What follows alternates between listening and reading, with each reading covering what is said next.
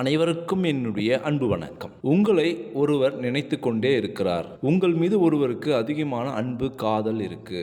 உங்களை ஒருவர் ஈர்த்து கொண்டே இருக்கிறார் அப்படின்னா அதை உணர்த்தக்கூடிய 9 விதமான அறிகுறிகள் இந்த வீடியோவில் தெரிஞ்சுக்க போகிறோம். நான் உங்கள் சீனிவாசன் தமிழ்ச்செல்வி மணி. ஏதாவது ஒரு பிரச்சனையில், சண்டையில் நீங்கள் பிரிஞ்சிட்டீங்க அப்படின்னாலும் சரி, இல்லை ரொம்ப லாங் டிஸ்டன்ஸில் இருக்கிறீங்க, அன்புக்குரியவர் அதிகமாக நினச்சிட்டு இருக்கீங்க அப்படின்னா அதை உணர்த்தக்கூடிய 9 விதமான சுவாரஸ்யமான அறிகுறிகளை இந்த வீடியோவில் தெரிஞ்சுக்க போகிறோம். வீடியோவை ஸ்கிப் பண்ணாமல் கடைசி வரைக்கும் பாருங்கள். இது வரைக்கும் இந்த சேனல் நீங்கள் சப்ஸ்கிரைப் பண்ணாமல் இருந்தீங்கன்னா உடனே சப்ஸ்கிரைப் பண்ணுங்கள். மேலும் பக்கத்தில் ஒரு பெல் ஐக்கான் இருக்கும், அந்த பெல் ஐக்கானும் ப்ரெஸ் பண்ணுங்கள். நான் கொடுக்குற ஒவ்வொரு வீடியோவும் உங்களுக்கு உடனடியாக நோட்டிஃபிகேஷனாக வந்துடும். உண்மையான அன்புக்கிடையே தான் அடிக்கடி சண்டை வரும். ஒருத்தர் மீது உண்மையான அன்பு இருக்கும்போது தான் அங்கே சண்டையும் கோபமும் இருக்கும். ஒரு உறவுக்கிடையே சண்டையும் வரல, ஒருத்தர் மீது ஒருத்தருக்கு கோபமும் வரல அப்படின்னா அவங்க ஏதோ ஒரு ரகசியத்தை மறைக்கிறாங்க.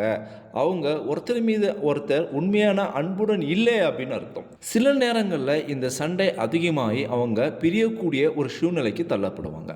அப்படி பிரிந்திருக்கும் போது ஒருவர் இன்னொருத்தரை அதிகமாக நினச்சிட்டே இருப்பாங்க. அப்படி நினச்சிட்டே இருக்கும்போது 2 பேருக்குமே ஏற்படக்கூடிய 9 விதமான அறிகுறிகள் என்ன? அந்த அறிகுறிகள் ஏற்படும் போது உங்களை உண்மையாக நேசிக்கக்கூடிய நபர்கள் உங்களை நினச்சிட்டு இருக்காங்க. அவங்க சீக்கிரத்தில் உங்களை பார்க்க போகிறாங்க. நீங்கள் 2 பேரும் மீண்டும் ஒன்று சேர போகிறீங்க அப்படின்னு அர்த்தம். முதல் அறிகுறி, நீங்கள் ஏதாவது ஒரு வேலையை செஞ்சிட்ருக்கீங்க, ஏதோ ஒரு விஷயத்த யோசிச்சுட்ருக்கீங்க, யார்கிட்டையாவது ஏதோ ஒரு விஷயத்த பேசிகிட்ருக்கீங்க. திடீர்னு உங்களுடைய அன்புக்குரிய நபர்களுடைய சிந்தனை வரும். அவங்களுடைய முகம் உங்களுக்கு தோன்றும், அவங்களுடைய பெயர் உங்களுக்கு ஞாபகம் வரும், அவங்க செஞ்ச ஏதாவது ஒரு விஷயம் உங்களுக்கு நினைவுக்கு வரும். இந்த ஒரு விஷயம் எதை குறிக்குது அப்படின்னா உங்களை அவங்க இந்த நேரத்தில் நினச்சிட்டு இருக்காங்க, அவங்க இந்த நேரத்தில் உங்களை பற்றி ஏதோ ஒரு விஷயம் பேசிகிட்டு இருக்காங்க அப்படின்னு அர்த்தம்.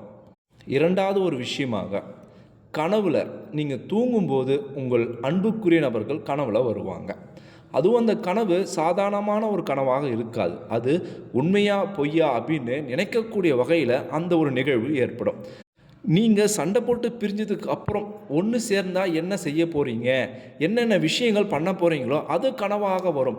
அந்த கனவு உண்மையான நிகழ்வு போல் உங்களுடைய தூக்கத்தில் அது ஒரு நிகழ்ச்சியாக, காட்சியாக தோன்றும்.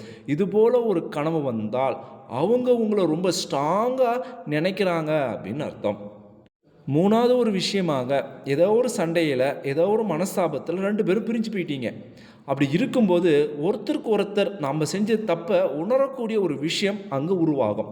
நாம் கொஞ்சம் பொறுத்து போயிருக்கலாமே, நாம் கொஞ்சம் மன்னிச்சிருக்கலாமே அப்படின்ற ஒரு எண்ணம் உங்களுக்குள் தோன்றும். இந்த ஒரு எண்ணம் என்ன சொல்ல வருது அப்படின்னா உங்கள் இருவருக்கிடையே இருக்கக்கூடிய அன்பு உண்மையானது. ஒருவருக்கொருவர் நல்லா இருக்கணும் அப்படின்னு தான் நீங்கள் கோவப்பட்டிருக்கீங்க. அதனால் நீங்கள் மீண்டும் சேர போகிறீங்க. ஒருவர் ஆழமாக நினச்சிட்ருக்கீங்க அப்படின்னு சொல்லக்கூடிய ஒரு அறிகுறியாக இது கருதப்படுது. 4வது ஒரு அறிகுறியாக, காரணமே இல்லாமல், எந்த ஒரு ரீசனுமே இல்லாமல் ஆழமான ஒரு டிப்ரெஷனில் நீங்கள் தள்ளப்படுவீங்க. ஏதோ ஒரு விஷயத்தை நினச்சி சோகமாக இருப்பீங்க. ஆனால் அதை தேடி பார்த்தீங்க அப்படின்னா எந்த ஒரு விஷயமே இருக்காது. அதே போல் எக்ஸ்ட்ரீமாக உங்களை நீங்களே ரொம்பவும் கஷ்டப்படுத்திக்குவீங்க.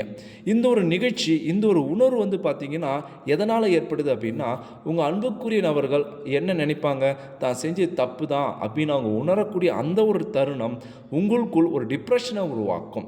இந்த டிப்ரெஷன் பார்த்தீங்கன்னா without any reason, without any other பர்சனுடைய ஆக்டிவிட்டி இல்லாமலே உங்களுக்கு டிப்ரெஷன் வருது அப்படின்னா இது உங்கள் அன்புக்குரிய நபர்கள் உங்களை ஆழமாக நேசிக்கிறாங்க, நினைக்கிறாங்க அப்படின்னு அர்த்தம். 5வது ஒரு அறிகுறியாக என்ன சொல்கிறாங்கன்னா, நீங்கள் வாழ்க்கையில் ஏதோ ஒரு விஷயத்தை தவறவிட்ட மாதிரி, உங்களை சுற்றி இருக்கிற ஏதோ ஒரு பொருள் கை நழுவி போன மாதிரி, ஏதோ ஒரு விஷயத்தை இழந்த மாதிரி நீங்கள் ஃபீல் பண்ணுவீங்க. ரொம்ப நாள் கூடவே இருந்த ஒரு அன்புக்குரிய ஒரு உறவு திடீர்னு இல்லை, அவங்க எப்போ வருவாங்க அப்படின்னு ஏங்கிட்டு இருக்கக்கூடிய மனசுக்கு அது இழந்த மாதிரியே ஒரு உணர்வை கொடுக்குமா. அந்த ஒரு தருணம் எதை குறிக்குது அப்படின்னா இதே போல் அவங்க இந்த நேரத்தில் அவருக்கு நம்ம கூட இருந்தால் உதவியாக இருந்திருக்கிறோமே. ஒரு சில ரிலேஷன்ஷிப் பார்த்திங்கன்னா படிக்கும்போது ஒன்றா உட்காந்து படிப்பாங்க, சில டிப்ஸான விஷயங்கள் சொல்லிக் கொடுப்பாங்க. அதே போல் சமைக்கும்போது கணவன்மார்கள் மனைவிக்கு சின்ன சின்ன உதவிகள் செய்வாங்க. அதே போல் கணவருக்கு ஆஃபீஸ் கிளம்பும்போது சாவி எடுத்து கொடுக்கறது, முக்கியமான ஃபைல் எடுத்து கொடுக்கறது, லஞ்ச் பாக்ஸ் பேக் பண்ணி கொடுக்கறது, இதுபோல் சமயங்கள் வரும்போது ஏதோ ஒன்று மிஸ் பண்ணுற மாதிரி, இழந்த மாதிரி ஃபீல் பண்ணுவோம். சில உறவுகள் தினமும் ஒன்றாக பைக்கில் ட்ராவல் பண்ணுவாங்க, வேலை செய்கிற இடத்துக்கு ஒன்றாக போவாங்க, இல்லை படிக்கும்போது அவங்கள ட்ராப் பண்ணிட்டு போவாங்க. இது போல் இருக்கும்போது அந்த உறவை பிரிஞ்சு இருக்கிறாங்க அப்படின்னா, பைக்கில் தனியாக போகும்போது எதையோ ஒன்று மிஸ் பண்ணுறோமே, ஏதோ ஒரு விஷயம் இல்லாமல் இருக்கிற மாதிரி ஒரு ஃபீலிங் தோன்றும். அந்த ஒரு விஷயம் எதை குறிக்குது அப்படின்னா, இதே போல் அவர்களும் அந்த ஒரு தருணத்தில் நாம் கூட இருந்திருக்கலாமே அப்படின்ற ஒரு எண்ணத்தை உருவாக்கும். இந்த எண்ணம் தான் உங்களுக்குள் ஏதோ ஒரு விஷயத்தை இழந்த மாதிரி ஒரு உணர்வை தூண்டும். இந்த உணர்வு உங்கள் அன்புக்குரியவர் உங்களை ஆழமாக நினைக்கிறார்கள் என்று சொல்லக்கூடிய ஒரு விஷயமாக கருதப்படுது. ஆறாவது ஒரு அறிகுறியாக கூஸ்பம் அப்படின்னு ஒரு விஷயம் சொல்லுவாங்க. அதாவது புல்லரிப்பு. நம்மளுடைய முடி சிலிர்த்து நிற்கும், அதாவது மெய் சிலிர்ப்பு அப்படின்னு சொல்லுவாங்க. ஏதாவது ஒரு நிகழ்ச்சி, ஏதாவது ஒரு நினைவு, ஏதாவது ஒரு சம்பவத்தை பார்க்கும்போது நம்மளுடைய அன்புக்குரியவர்களுடைய தொடர்புடைய ஒரு சம்பவமாக அது இருந்தால் நம்முடைய முடி சிலிர்க்கும், கூஸ்பம் ஏற்படும். இந்த ஒரு நிகழ்ச்சி அவர்கள் நம்மளை அதிகமாக நினைக்கிறார்கள், நம்மளை அதிகமாக கவர்ந்து இழுக்கிறார்கள் அப்படின்னு சொல்லலாம். கிராமப்புறங்களில் அதிகமாக இதை சொல்லி கேள்விப்பட்டிருப்போம். நம்ம சாப்பிடும்போது எதர்ச்சியாக இரும்பல் பொறையேறிடுச்சு அப்படின்னா யாரோ ஒன்று நினைக்கிறாங்க அப்படின்னு சொல்லி கேள்விப்பட்டிருப்போம். அது அதிகமான ஜலதோஷத்தால் அல்ல, அல்லது மூக்குக்கு ஏதாவது நெடி ஏறுவதனால் ஏற்படுவது அல்ல.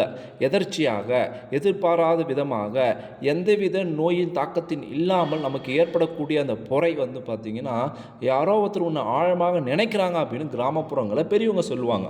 எந்த ஒரு நிகழ்ச்சியும் நம்மளுடைய அன்புக்குரியவர்கள் நம்மளை ஆழமாக நினைக்கிறார்கள், நாம் அவங்க கூட இருக்கணும் அப்படின்னு நினைக்கிறாங்க அப்படின்னு சொல்லக்கூடிய ஒரு அறிகுறியாக கருதப்படுது.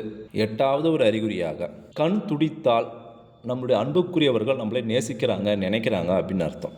இதில் ஆணுக்கு வேறு விதமான கண் துடிப்பும், பெண்ணுக்கு வேறு விதமான கண் துடிப்பும் சொல்கிறாங்க. ஆணுக்கு வலது கண் துடிக்கும் போது அவர்களுடைய அன்புக்குரியவர் அவர்களை பற்றி நல்ல விதமாக சிந்திக்கிறாங்க அப்படின்னு அர்த்தம். அதுவே ஆணுக்கு இடது கண் துடிக்கும் போது அவர்களுடைய அன்புக்குரியவர் அவர்களை பற்றி இருக்கக்கூடிய தவறான விஷயத்தை சிந்திக்கிறாங்க அப்படின்னு அர்த்தம். இதுவே பெண்ணுக்கு வலது கண் துடிக்கும் போது அவர்களுடைய அன்புக்குரியவர்கள் அவர்களை பற்றி தவறான ஒரு விஷயத்தை சிந்திக்கிறாங்க அப்படின்னு அர்த்தம்.